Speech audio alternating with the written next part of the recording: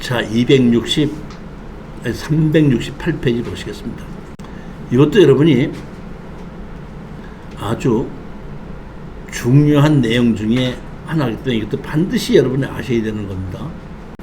제가 이 부동산 소송이다 2의 맨 마지막에 이 6가지 내놓은 것은 일반인들로서는 잘 모르는 것을 특수 경매에 입문하게끔 되면 반드시 알아야 되는 그 특수한 사례만 여기 뽑아서 집어넣은 거예요. 부동산 소송이다 2는. 부동산 소송이다 1은 그냥 건물 매각 제외, 지분 매각, 그 다음에 농지 취득 자격 증명 이렇게 그 일반적인 소송에 관한 거고, 부동산 소송이다 2는 도로하고 아주 특별한 경우예요. 조그마까처럼 차지권, 무허가 건물도 매각에 포함시키게 할 수 있다는 거. 자, 이거는 핵심이 이겁니다. 건물은 매각 제외, 토지만 매각으로 나왔거든요. 근데 여기 보면 임차인이 있습니다. 임차인이 있는데 임차인이 배당 요구를 했어요. 그러면은 건물은 매각 제외고 땅만 경매로 됐을 때 임차인이 배당 요구를 하면 배당을 줘요, 안 줘요? 이 핵심이 그겁니다, 지금. 핵심이 그거예요, 지금. 여러분이 이거 아셔야 될 것이 그거라, 이런 얘기입니다. 주택임대차 보호법 3조 2 보증금의 회수 제3조 1항 제2항 또는 제3항의 대항요건과 임대차 계약 증서상의 확정 일자를 갖춘 임차인은 민사집행법에 따른 경매 또는 국세심의에 따른 공매 때의 임차주택 대지를 포함한 의 환가대금에서 후순위 권리자나 그 밖의 채권보다 우선하여 보증금을 받을 권리가 있다. 임차주택의 세입자가 자기 세입자 돈을 선순위일 때 배당을 받으려고 할 때 대지를 포함한다 이렇게 돼 있죠. 어디에? 주택임대차 보호법에. 우리 주택임대차 보호법에 의해서 주택인 경우에 세입자들은 건물은 매각 제외고 토지만 매각을 해도 배당을 준다 이런 뜻입니다. 이게 아주 중대한 의미를 있는 겁니다. 자, 예를 들어 봅시다. 토지와 건물을 전부 다 지분 매각으로 나오는 경우가 있죠. 반대로 토지는 전체 건물 지분 매각으로 나오는 경우도 있죠. 내 토지는 전부 다로 낙찰받고 건물은 지분으로 낙찰받는 경우가 있지 않습니까? 그럴 때는 어떻게 해결을 하죠? 내가 토지는 전부 다 낙찰받고 건물은 지분으로 받았어. 예를 들어서 건물은 4분의 1이고 토지는 전부 다야. 그럼 토지 전부 다가 받았으니까 나머지 내가 4분의 1 지분 받았으니까 4분의 3의 건물주들은 내 땅을 사용하고 있죠. 그러니까 내가 땅을 전부 다를 낙찰을 받고 건물은 4분의 1만 낙찰을 받았더라도 나머지 건물을 4분의 3에게 너희들 지료를 달라 청구할 수가 있죠. 그렇기 때문에 땅을 전체로 낙찰을 받고 건물은 지분으로 낙찰을 받아도 우리는 뒷마무리하는데 아무 문제가 없다 이런 뜻입니다. 자, 근데 이번엔 반대입니다. 건물은 전체로 나오고 토지는 지분으로 나왔어요. 그럼 건물은 전부 다 내 거죠. 근데 토지는 내가 예를 들어서 4분의 1 지분만 낙찰받았다 이런 얘기예요. 그러면 4분의 3을 가진 사람이 나는 건물을 전체로 낙찰받았으니까 내가 낙찰받고 났더니 토지의 4분의 3 지분가들이 건물을 낙찰받은 나에게 너 건물 지료를 달라 요구할 수가 있죠. 지금 잘 보십시오. 그러면 앞에 토지는 전체 건물을 지분 매각으로 하는 것이 있고, 두 번째는 토지는 지분이고 건물은 전체로 나오는 것이 있거든요. 강 선생님 만약 사신다면 토지는 전체 건물 지분을 사요? 아니면 건물은 전체 토지 지분을 사요. 토지 전체. 어떤 걸 사요? 아니, 우리는 그런 거, 지금 그거를 강의하려고 지금 제가 이걸 설명을 하는 거예요. 어떤 걸 사요? 토지 전체로. 어떤 거? 토지 전체 건물 지분. 돈 버는 걸 사야지 뭘 그런 걸 사. 어떤 게 더 돈이 되느냐 이런 얘기야. 자, 보십시오. 그러니까 어떤 보면 우리 강사장님이 하셨듯이 토지는 전체고 건물은 지분이다 보니까 한 70% 해주고 사서 건물 지료를 내놔라 하든지 해갖고 건물 지분을 나한테 마저 할 수 있으면 한 70%에 사도 돈이 되겠죠. 근데 이제 반대입니다. 반대로 토지는 지분이고 건물은 전체 매각이죠. 그러면 토지 나머지 지분권자가 건물 보고 건물을 산 나보고 지료를 달라고 할 수 있죠. 그러니까 이거는 몇 프로까지 떨어지죠? 49%. 더 떨어져 34%까지 떨어질 수도 있습니다. 왜? 해결하기가 어려우니까. 근데 만약에 아까 토지 전체 건물 지분으로 해서 70%까지 떨어진 게 있고 토지는 지분이고 건물을 전체를 가지고 경매를 나왔는데 34%까지 떨어졌다면 저 같은 경우에는 토지는 지분이고 건물 전체를 살 수도 있습니다. 반드시 그렇다는 건 아니지만. 왜냐하면 자 보십시오. 아까 토지는 전부 다고 건물은 지분으로 낙찰받았기 때문에 4분의 1이기 때문에 건물에 사용하는 권한은 반 이상의 50% 이상 되는 사람이 사용을 하는 거죠. 그렇죠? 근데 이번에는 반대로 건물을 내가 전체다 보니까 내 맘대로 건물을 사용할 수 있죠. 예를 들어 볼게요. 자, 건물은 전체 토지 4분의 1 지분을 낙찰받았는데 1억짜리가 3,400까지 떨어졌어요. 그래서 낙찰받았죠. 낙찰받았으면 건물 주인이 내가 건물 주인이니까 내가 세를 줄 수 있죠. 그러니까 예를 들어서 내가 건물을 전부 다 세를 낙찰받아서 우리 강사님한테다가 1억 전세를 줬어. 그러면 확정일자 받고 전입 신고를 했죠. 그렇죠? 그런 다음에 나는 땅은 4분의 1이죠. 4분의 1이다 문제가 있다 보니까 건물은 전부 다 하는데 땅은 4분의 1이다 보니까 나머지 땅 주인들을 상대로 다 팔아서 나누자고 할 수 있죠. 그렇죠? 그러면 거기에 세에 들어있던 사람이 대항력이 있죠. 왜? 먼저 세가 들어갔고 땅은 나중이다 보니까 그러면 이 사람이 배당 요구를 했어요. 배당 요구를 했죠. 배당 요구를 했는데 전세를 얼마에 들어갔죠? 1억에 들어갔죠. 근데 땅이 5천까지 떨어졌다고 가정합시다. 그러면 이 세입자는 자기 돈 다 받을 때까지 대항력을 행사할 수 있죠.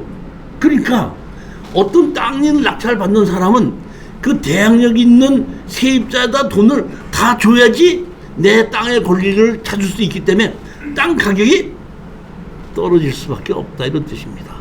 그래서 땅을 다시 내가 떨어졌을 때 낙찰을 받으면은 내가 낙찰을 받고 세입자하고 해결한다면은 그렇다면은 반드시 토지 전체 건물 지분만 좋은 것이 아니라 토지 지분 건물 전체도 좋을 수도 있다 이런 뜻입니다. 무조건 그렇다는 건 아니고 현황에 따라서 집에 따라서 위치에 따라서 다 다르겠지만은 이론상으로는 그럴 수 있다 이런 얘기입니다.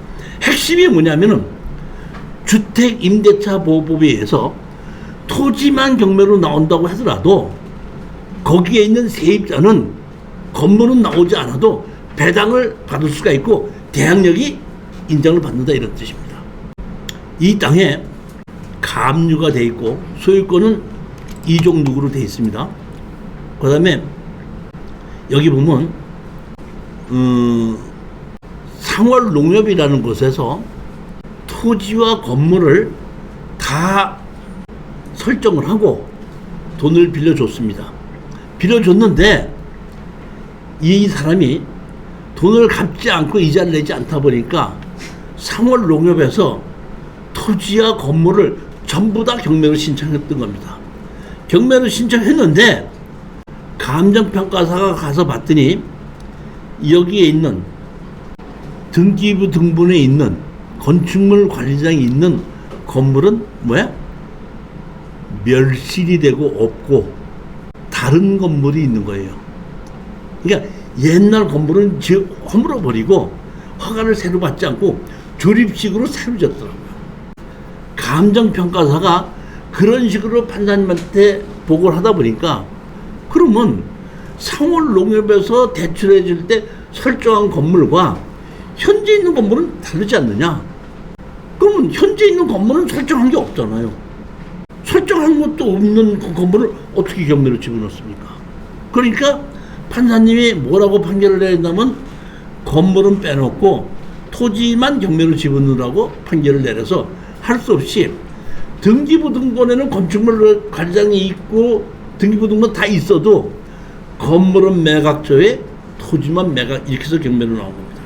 토지만 매각으로 나온 건데 이게 보면 조립식으로 새로 진 거죠. 옛날 집이 아닙니다.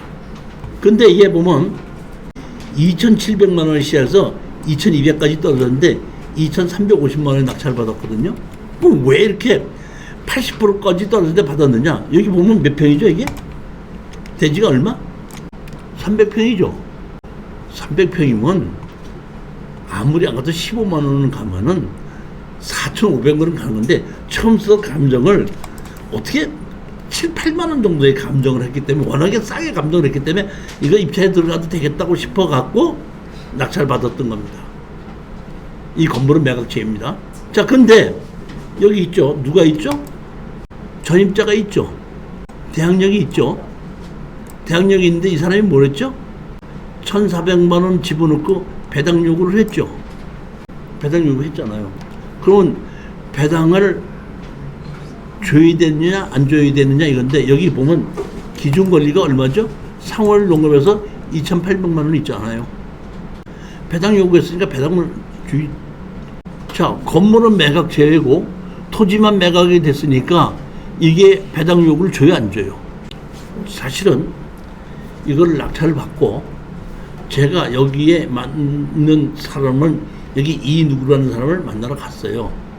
만나러 갔더니 키가 크고 멀쩡하게 잘생긴 사람인데 우리가 이 땅을 낙찰 받았는데 어떻게 하실 겁니까? 그랬더니 뭘 어떻게 해요? 그러더라고.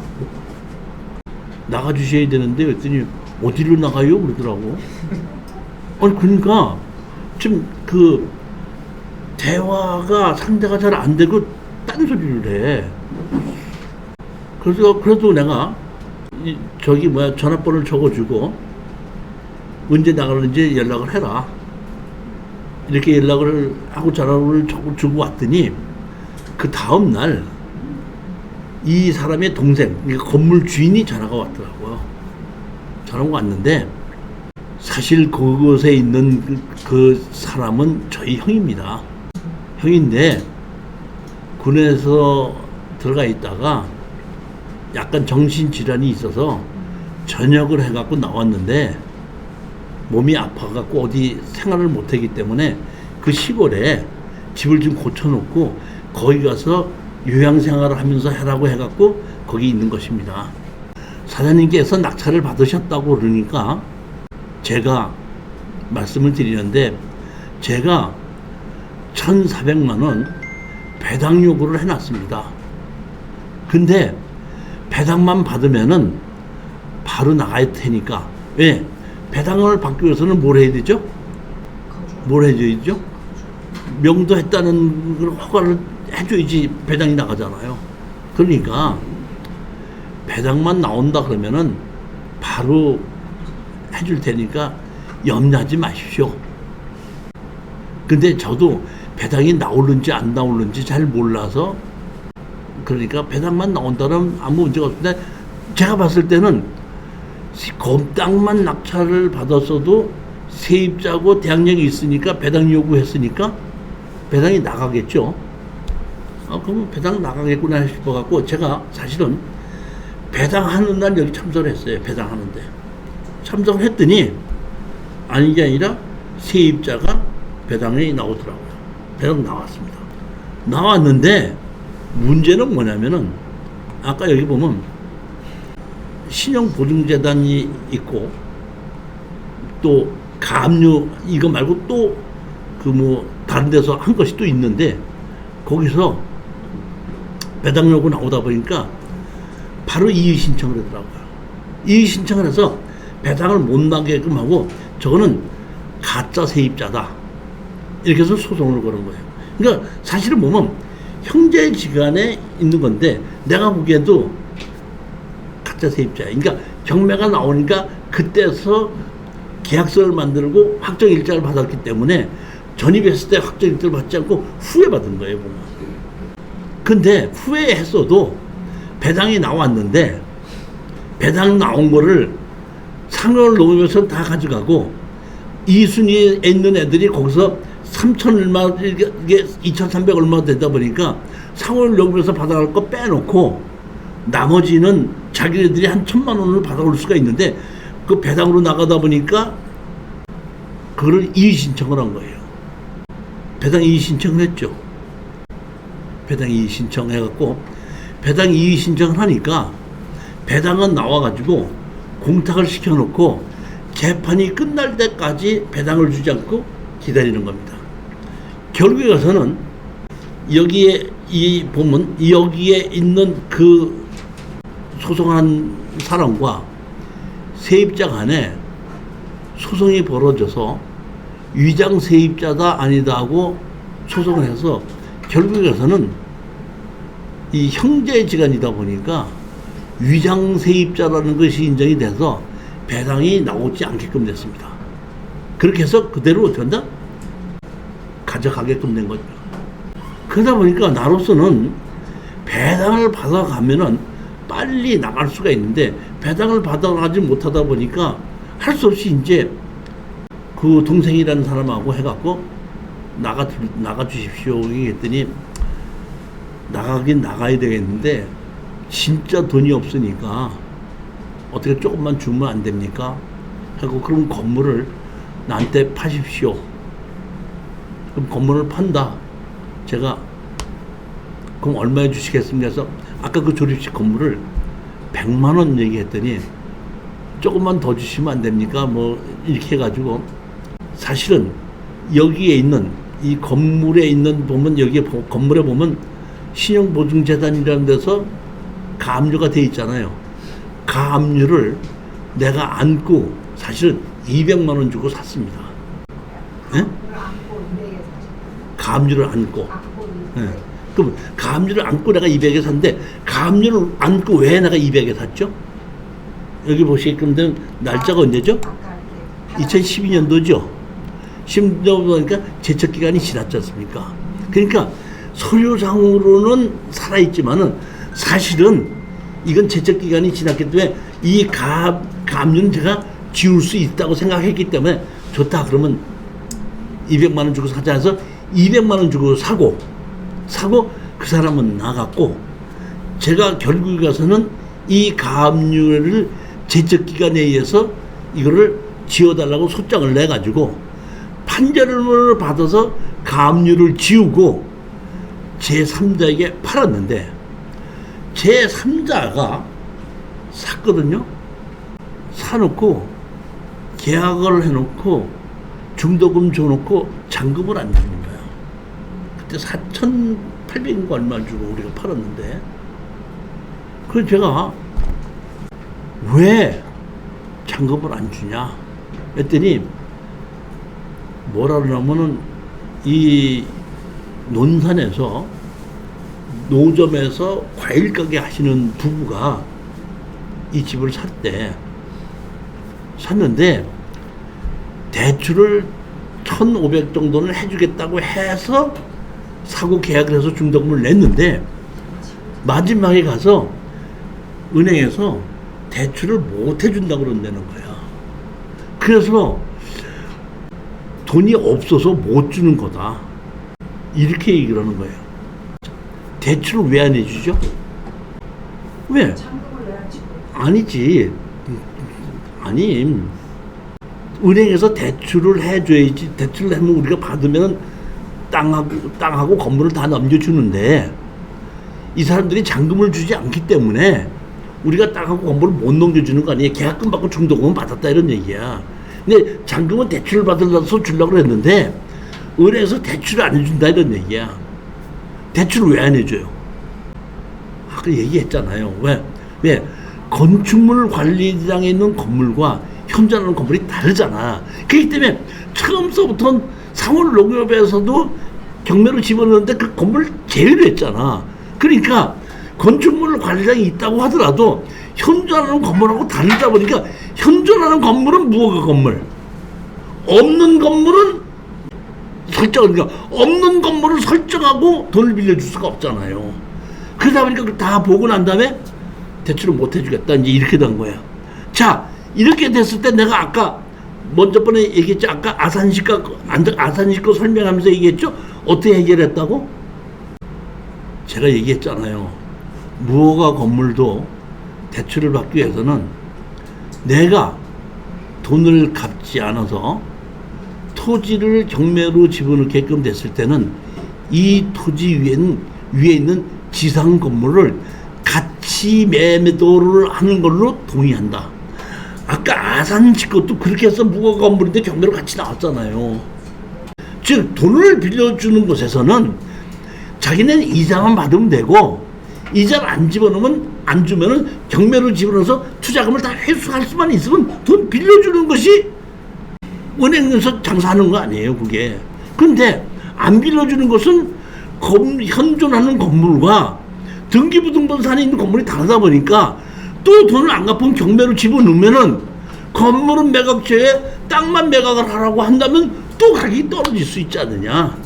그러니까 안 해준다 이렇게 하길래 그 제가 중개했던 한 공인중개사한테 가서 그거 은행에 가서 각서 하나 써.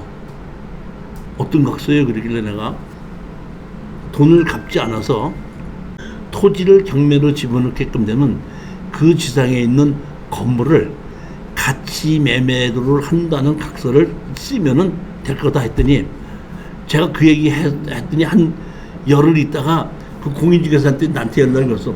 교수님 말씀대로 하니까 각서 쓴다고 그랬더니 대출해 주네요. 그러니까 며칠 대출해 준다니까 그때 돈 나오면은 잔금 드리겠습니다. 해가지고 이것도 그런 식으로 끝이 나서 팔고 빠져나왔던 겁니다. 자, 이거 여기서 가장 핵심은 뭐죠? 이 사건의 핵심은 뭐죠? 땅만 낙찰을 받았어도 배당 준다. 대항력은 인정이 된다. 세입자는. 근데 좀 멸실되는 거 멸실 신고하면 되지 않나요? 멸실 신고하면 이 건축물 관장이 새로 만들어야 되잖아. 양성화를 또 시켜야죠. 그런 절차가 좀 있습니다. 그러니까 지금 그런 절차가 복잡한데 왜냐면은 양성화는 무허가 건물 대장으로 해서 그냥 올려주는 것이 아니라 아까도 얘기했듯이 현재 건축법에 맞아야 되기 때문에 먼저 양성화 시킨다는 얘기는 그냥 올려준다는 것이 아니라 현재 건축법에 맞게 도면을 그려서 이제 건축허가를 신청을 하고 건축허가가 나면 착공 신고를 하고 그 다음에 준공을 해야 되는데 현재 건축법에 다 맞아야 되다 보니까 제일 먼저 정화조 필증, 주차장, 가스안전 필증 뭐 이런 여러 가지가 조경공사까지 전부 다가 있기 때문에 그 양성화 시키는 것도 쉽지가 않습니다. 정화조 필증 새로 하나 만들려고 그러면은 정화조 새로 파야 되잖아요. 포크레인 불러서 한 500~600만 원 금방 들어가요. 그러다 보니까 이거를 먼저 있던 건축물 관장을 그대로 사게끔 되면 대출만 안 받는다면 아무 문제가 없잖아요. 건축물 대장 그대로 인정받고 팔고 하다 보니까 옛날 건축물 관장에 있는 걸 그대로 사용하게끔 해서 그걸 살리려고 하는 것이죠. 지금 근저당이 임차인보다가 우선순위께는 근저당이 먼저 받아가고 근저당이 먼저 받아가는 거죠. 당연히. 그럼 돈을 임차인이 못 받아갈 때는 소액 임차인으로 소액 임차인들 배당 받는 거죠. 소액 임차인도 안 되면